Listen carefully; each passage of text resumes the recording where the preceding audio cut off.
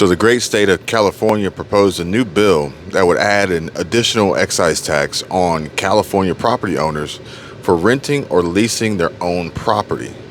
Section 34-681 provides definitions for private carrier, Costco plans stores closure, and now the California EPA is stealing private property away from home and landowners. Jared Blumenfeld, the Secretary for Environmental Protection, appointed by Governor Gavin Newsom back in 2019, oversees the state's efforts to fight climate change, protect air and water quality, regulate pesticides and toxic substances, in addition to achieving the state's recycling and waste reduction goal, and advocate for environmental justice. Blumenfeld is Governor Gavin Newsom's cabinet environmental policy advisor, and a recent report states that Jared Blumenfeld told water well owners that they now must pay for their own water out of their own wells. There was a time when it was understood that what was on your land belonged to you, but now California wants to change that. I guess it really is true. You'll own nothing and you'll be happy. I learned a lot about land ownership and purchasing land back when Michelle and I, my wife, and yes, it's true, I am preparing for survival's husband. That's my name.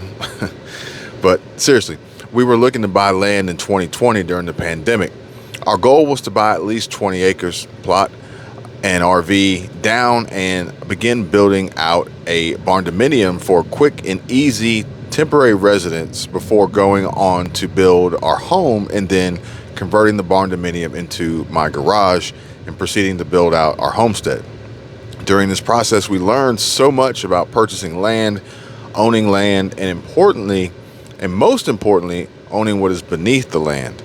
The term mineral rights was often included in raw land tracts for sale. And if you're like me, you may be asking yourself, well, Kevin, what are mineral rights?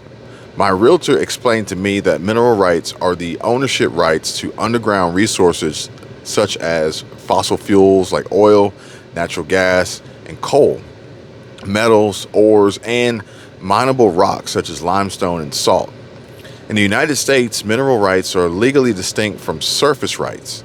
Surface rights give the owner the right to use the surface of the land for residential, agricultural, commercial, and other purposes, while mineral rights entitle the owner to own and exploit any natural resources found beneath the land. So needless to say, we were only interested in property that would include surface rights and mineral rights.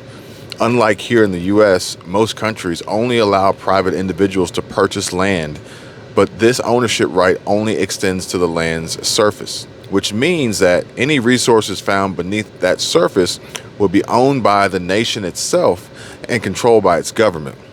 And the fact that mineral rights can be privately owned in the United States means that homeowners and landowners with rights to available resources on their property can sell those mineral rights to private corporations.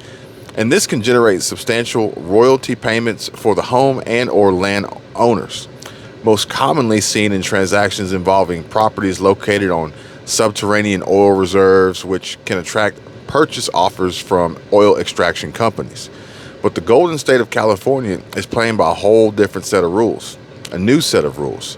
According to the California Globe, a source near San Diego shared a shocking letter that's quietly being delivered to owners of private wells. The source stated a letter was sent in late July on the letterhead of California water boards under the authority of Governor Newsom and Secretary of Environmental Protection Jared Blumenfeld.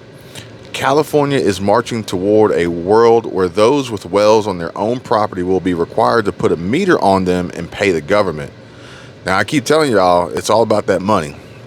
All about the money. And for those who think that because you purchased your land or home and don't owe a bank for the mortgage note every month that you own it, you're sadly mistaken. The government owns everything and will take whatever they want and whatever they want, whenever they want. Whatever they don't own yet, they will if they want it. Now, this is most often the case with property taxes, or in some circumstances where the government will enforce eminent domain. Eminent domain refers to the power of the government to take private property and convert it. But let's continue on with the latest development. Now, according to California Globe, the letter is signed by Natalie Stork, the chief of Groundwater Management Program Unit 1. The letter reads, landowners whose property is within an unmanaged area and contains an operating groundwater extraction well must report the volume of groundwater extracted from the well. Groundwater is a vital component of California's water supply, and on average, underground aquifers provide nearly 40% of the water used by California's farms and cities, and significantly more in the drier years. About 85% of Californians depend on groundwater for some portion of their water supply, and some communities rely entirely on groundwater for drinking water, and it is a critical resource for many farmers in the Central Valley and Central Coast.